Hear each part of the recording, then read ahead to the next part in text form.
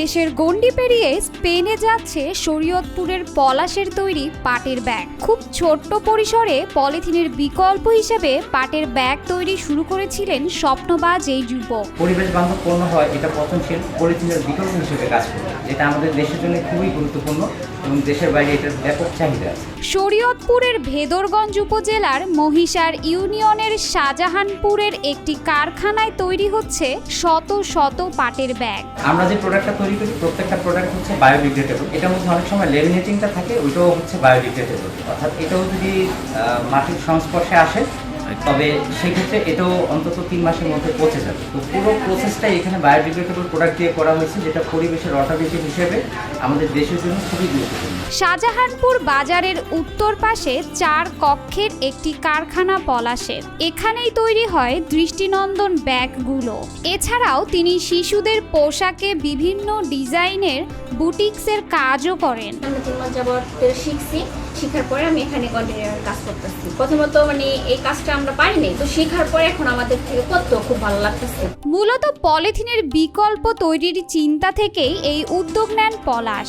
তিনি এমন কিছু তৈরি করতে চাচ্ছিলেন যা পরিবেশ বান্ধব হয়। এরপরে তিনি পাটের ব্যাগ তৈরির সিদ্ধান্ত নেন। পলি আমরা ব্যবহার করি, যেখানে সেখানে ফালাইলে এগুলো পচে না, কিন্তু আমরা এই ব্যাগগুলো ব্যবহার করলে দ্রুত 1 মাসের ভিতরে পচে যাবে, কিন্তু আমাদের পরিবেশ কোনো দূষিত হবে না। পাটের ব্যাগ তৈরি করার জন্য প্রথমে মোকাম থেকে পাটের রিল কিনে আনা হয়। এরপর তিনি বিভিন্ন কোম্পানির ডিজাইন অনুযায়ী দক্ষ কারিগর দিয়ে শপিং ব্যাগ তৈরি শুরু করেন। একটা ব্যাগ করতে 8 থেকে 10 মিনিট সময় লাগে। এরপরে এটা রং করতে দেখা গেছে পিগমেন্ট কালার লাগে, পিগমেন্ট রং লাগে, অনেকগুলাই রং লাগে। এই প্রোডাক্টটা আমরা যখন তৈরি করি প্রত্যেকটা প্রোডাক্টের জন্য আমরা এখানে ওয়ার্কার হিসেবে যাদেরকে নিয়োগ করছি সবাই হচ্ছে গ্রামের যারা একেবারে গৃহিণী বলা চলে। দেখা যাচ্ছে সংসারের কাজের পাশাপাশি এখানে কাজ করছে, কাজ শিখছে। এখানে কিছু মেয়েরা আছে যারা ঘরে বসে এই ধরনের সেলাইয়ের কাজগুলো করে, এরা এখান থেকে কাজ বুঝে নিয়ে ওই সেলাইয়ের কাজগুলো ঘরে করছে। পলাশের এই কারখানা কর্মসংস্থান তৈরিতেও ভূমিকা রেখেছে। প্রায় 10 জনের মতো কর্মী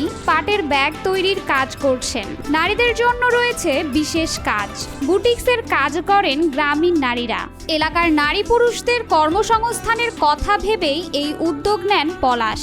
আমাদের এই ভেদরগঞ্জ উপজেলায় দেখা যাচ্ছে যে অধিকাংশ বাড়ির নারীরা বেকার ঘরে বসে থাকে, এরা দেখা যাচ্ছে অবসর সময় কাজে লাগাতে পারছে। আমরা চাচ্ছি ওই সময়টা যেন ওরা কাজে লাগাতে পারে, ওই সময় যাতে উৎপাদনমুখী কর্মকাণ্ডের সাথে জড়িত থাকতে পারে। এই কারণে দেখা যাচ্ছে আমরা নারী কর্মচারীদের নিয়ে কিভাবে আগানো যায় এই চেষ্টাটা শুরু করছি এবং তাদেরকে বিভিন্নভাবে প্রশিক্ষিত করছি। সম্প্রতি স্পেন থেকে ইকো ইউবানকো নামক একটি কোম্পানির কাছ থেকে 30,000 শপিং ব্যাগের অর্ডার পান পলাশ। দুয়ার খোলে আন্তর্জাতিক বাজারের। আমাদের এটার অর্ডার অলরেডি 30,000 পিসের আছে, কিন্তু আমরা ওই পরিমাণে প্রোডাক্ট দিতে পারছি না, সময় নিচ্ছে বেশি। তবে স্বল্প পুঁজির কারণে ও জুট ফেব্রিক্স সংকটে স্পেনের কোম্পানির চাহিদা মেটানো যাচ্ছে না বলে জানিয়েছেন পলাশ। পাটের ডিমান্ড সবসময় থাকায় এবং বিশ্বের সব জায়গায় থাকায় এটা প্রচুর ডিমান্ড আছে, প্রচুর বায়ার আছে, কিন্তু এই বায়ারের সাথে কমিউনিকেশন করাটা বা বায়ারের চাহিদা অনুযায়ী প্রোডাক্ট দেওয়াটার জন্য যে যোগ্যতা আমাদের দরকার বাংলাদেশের প্রেক্ষাপটে সেই যোগ্যতা বা সেই কোয়ালিটির প্রোডাক্টগুলো আমরা তৈরি করতে পারছি না। তো আমরা চাচ্ছি সেই কোয়ালিটিটা এনশিওর করে যদি ভালো কোয়ালিটির প্রোডাক্টটা দিতে পারি, ইনশাল্লাহ অন্যান্য দেশের চেয়ে বাংলাদেশ অনেক অনেক ভালো করবে, কারণ আমরা পাটের উৎপাদনের দিক থেকে কাঁচামালের দিক থেকে সব দিকে আগে আছি বিশ্বে। পাট উৎপাদনে বাংলাদেশ এগিয়ে থাকলেও পাটের ব্যাগ ব্যবহারে এখনো পিছিয়ে, তাই তো দেশের পরিবেশ ক্ষতিগ্রস্ত হচ্ছে। আমাদের এই বাংলাদেশে কিন্তু পাট আমাদের চাষ করে, কিন্তু আমরা এই পাটের জিনিস ব্যবহার করি না। আমাদের এই জায়গা থেকে নিয়েও যেমন অনেক জায়গায় ব্যবহার করে। পলাশ বলেন, পাটের ব্যাগ ব্যবহারের পেছনে সরকারের পৃষ্ঠপোষকতা পেলে আমাদের মতো উদ্যোক্তারা বাংলাদেশকে আরও এগিয়ে নিয়ে যাবে।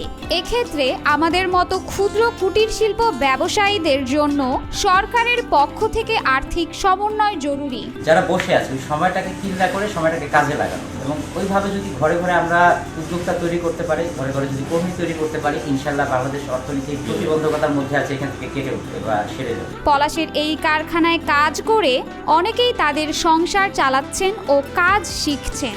পাশাপাশি স্থানীয়দের বেকারত্ব নিরসনে একটি প্রশিক্ষণ কেন্দ্র চালু করার পরিকল্পনা রয়েছে বলেও জানান পলাশ।